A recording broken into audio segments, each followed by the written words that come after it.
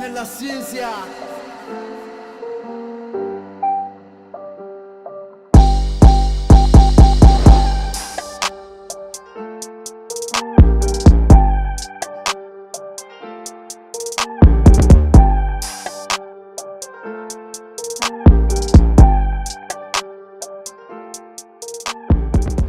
Yo, we are back. What's up, boys?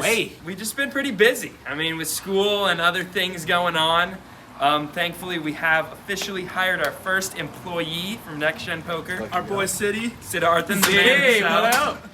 Make me look good, brother. He is going to help us out with the editing. He is awesome, so this is going to allow us to make a ton of more content. King. Still balance school. Shout out parents. We'll be pumping it out. Yeah, the boys are back. 2 videos per week, Monday, Thursday, next gen content all year, 2021. Yeah. Make sure to like and subscribe. Thanks, boys. We will see you boys in there. What's up, boys? It's Rosey. We're back. I know it's been a while, but I'm very happy to be doing some hand reviews again. This first hand we're going to go over, I got ace 10 of hearts on the button. There's 2 limps. I make it $15. Small blind calls, and both limpers call. So we're going 4 ways to a flop of queen, jack, 5, rainbow with 1 heart. Not much on this board, so when it checks to me, multi-way, I'm just going to check this back, hope to hit my gutter or maybe an ace. The turn is the 4 of hearts, though, giving us the nut flush draw to go along with our gutter and over. Checks to me again. No one's showing interest in this pot, so I'm going to take a stab at it. I bet $30 and only one of the limpers calls. Hoping to improve on the river. It's an offsuit 10, so we do improve, but not really the improvement we wanted. The limper quickly checks over to me, and now it's time to determine whether we want to take our showdown value or basically treat it like we're behind and go for the bluff. I prefer to go for just the bluff here. I don't think my 10 is good. Maybe it is, but I think based on her mannerisms on the river and her checking quickly, a bluff will get the job done. So I bet $70, treating my third pair as a bluff. She makes the fold pretty quickly, so maybe we were ahead, maybe we weren't. The bottom line is we take this first pot down. On to the next one. After playing pretty tight this session, having played a hand about an hour and a half, I see 8-9 suited, under the gun +1, a premium to me, my favorite hand of all time. I bet $15. Middle position, cut off in the small blind call, so we're off to a flop 4 ways. Comes 10-3 king, 2 spades. Pretty solid flop for us, giving us a flush draw. When it checks to me, I actually decide to check here, going 4 ways to this flop, and middle position decides to bet $25. Leading out into 4 people often symbolizes a lot of strength, and so for those reasons, when it folds back to me, I just make the call. And the turn is a solid one, the 7 of diamonds, giving us now the open-ended straight draw along with our flush draw. We don't have much showdown value, but we have a fantastic draw. I check, and middle position bets $40. Now I consider going for a check raise here, however, he's giving me such a good price, about 4-1 in a $150 pot, to just see a river card for pretty cheap. And so for those reasons, I just make the call, and the river is amazing. The 6 of diamonds, such a disguised card, giving us the runner straight. We now have the nuts, and I'm for sure going to be leading out here. I don't want him to check this river back, and so I decide on a sizing of $100. Middle position snap calls, and he has 10-7 for 2 pair. He wasn't going anywhere, and this is definitely one flaw in my poker game that I'm working on bettering. Realizing the pot size and going for sizing that would give me the most value. I think I should have definitely bet a little bit bigger here, and that's something I'll be working on in the future. Unfortunately, ladies and gentlemen, I am bringing to you a Congress hand. This is Omaha 5-card high-low. As you guys remember, probably from seeing it from Jello. I swear not to play these games. I try not to. I'm not bankrolled for it. That's the reason why. But here's what happens. Under the gun limps for $5. Under the gun +1 limps. Middle position, small blind, all call. For $3 more. I feel like the pot odds are so good. I make a call. So my hand is ace of diamonds, king of clubs, queen of hearts, 10 of spades, and 6 of clubs. Definitely worth $3 in my opinion. The flop comes ace 7 jack, 2 clubs, and I flop the nut flush draw and the gutter. The under the gun +1 player now tries to go all in for $300. He doesn't understand what pot limit is, and the dealer makes him just pot it for $20. Now, knowing that that guy is going to try to rip all his chips in the middle. I feel like if I do it the nuts, he's going to do the same thing on the turn. That's why I make a call here, although normally I might fold. The turn is the nuts. I check it to him, and again, he wants to go all in. He pots it for $75. This time he's smart enough to only bet that much. Now I take a second, take a deep breath, and rip it all in. All in. All in. For $300 with the nuts. I know he's calling. He does make a quick call. Call? Alright. No more action. There's a rule at the Hideaway that you cannot run these table games multiple times. So we go straight off to a river card. The opponent flips over his pocket aces, which seem pretty obvious now, thinking about his actions on the flop, and we lose a pretty big one. Time to chip back up. Unfortunately, we get it in with the nuts, but lose it. That's what happens in these high variance games. On to the next one. One thing I've been learning and understanding a bit more is playing these dealer choice games such as Congress, Omaha, and Big O. The bankroll for that is completely different than the bankroll for 1-2 Hold'em, and I've been realizing that I'm simply not bankrolled for these games, and so after talking to Rosey and Frankie a lot, I've decided to cut back on my playing on them.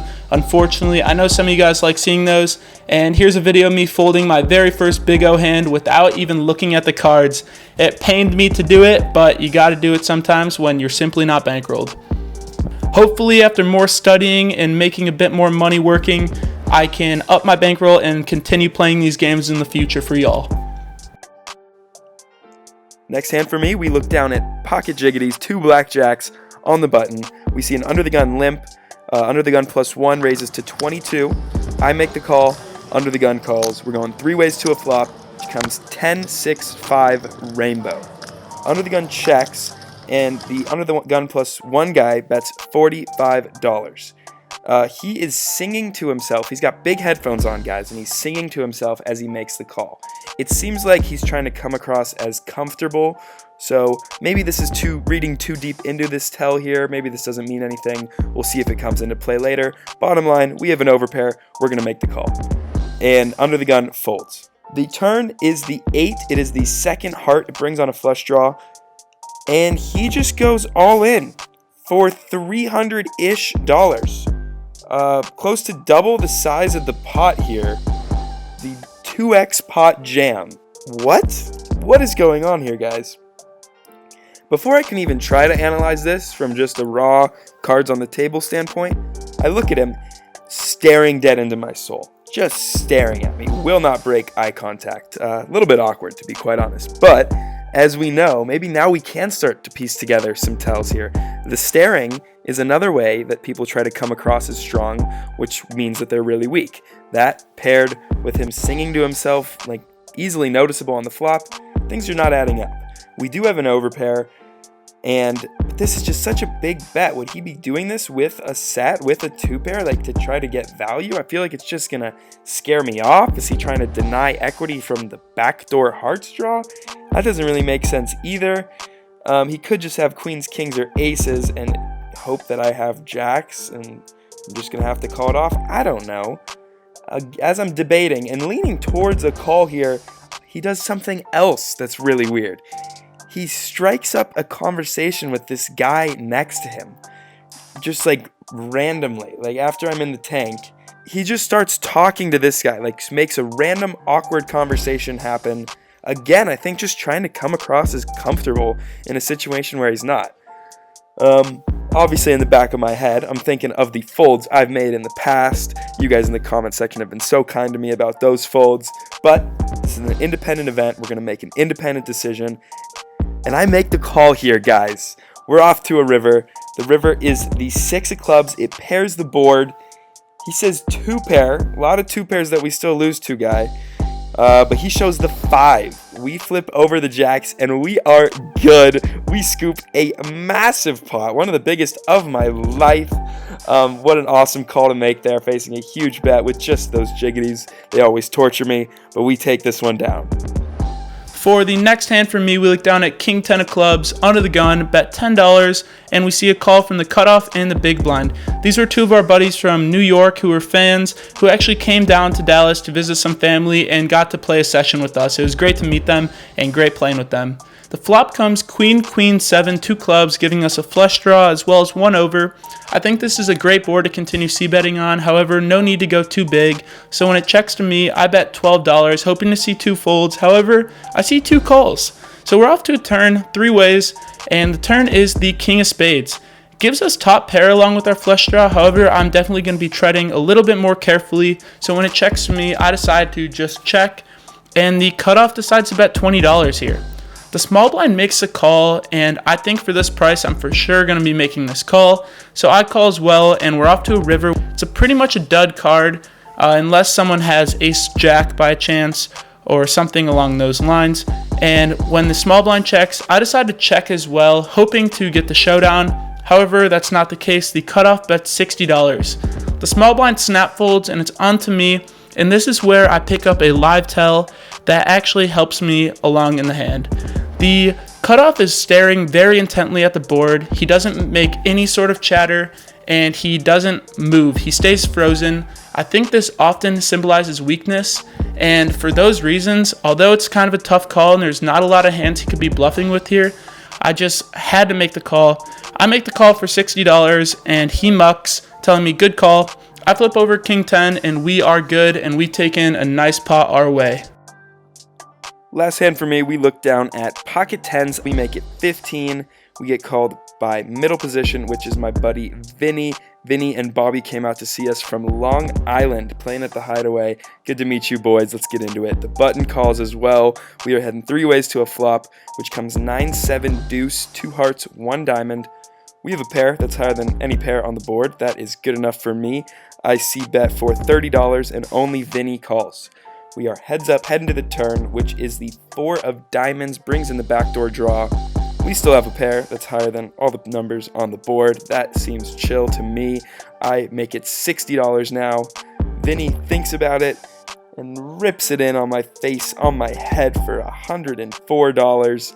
For just $44 more, I don't really think we can ever fold here. We just got to make this call, which is what I do. We're off to a run out. The river is the deuce of diamonds. Backdoor diamonds gets there, pairs the board. He shows jiggities. Live by the jiggities, die by the jiggities for me today, boys.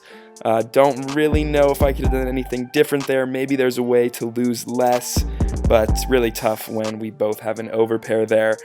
Good hand, Vinny. Bobby, nice to meet you, boys. Hopefully we can play again soon. Jello and I are departing at the moment. Frankie and Sasha are still going to keep playing. Pretty good day for us, too. That's why we're feeling good calling it right now. I was in for 300, out for 540. Got bit a little bit at the end, but it was still a good time. Vinny and Bobby, pleasure playing with you boys, as always. Table was good action, in for 300, out for 674. First time back playing, so felt good to book a dub. Definitely played a little tighter and played less Congress. I know it's a little sad for you guys, but helped me out ultimately, so I'm glad to see that book a win. Yeah, still grinding, down $300. Gonna keep working, just switch tables. Hopefully stuff improves. So good win for the boys, and we're gonna keep trying. Sasha and I are down a lot. Buy the merch. They'll make it back. Here we look down at ace queen offsuit in middle position. I've been super card dead, so this is actually pretty late into the night after Rosey had left.